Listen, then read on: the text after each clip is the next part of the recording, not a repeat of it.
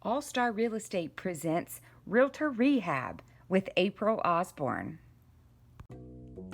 So I was flipping through a recipe book the other day and came across handwritten recipes from my grandmother, who passed away a few years ago.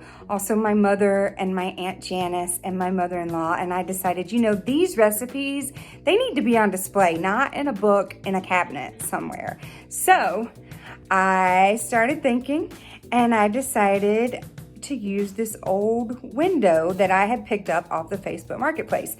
Super affordable, 10, 15 bucks. You see them on there all the time. I stripped all the paint off, I cleaned it up, and I spray painted it. I spray painted it to coordinate with other colors in my dining room. And as you can see, my color palette is a green and purple, and I needed to bring more color in here. So I decided to go to Hobby Lobby. I picked up some fabric on sale, of course, and I took foam board. I cut it to the size of each pane. I wrapped it in the fabric, and then I carefully taped my family's recipes onto each piece of foam board. And then my mother, in her handy dandiness, did the middle, Happiness is Homemade, graphic to bring it all together. This was such a simple and easy project.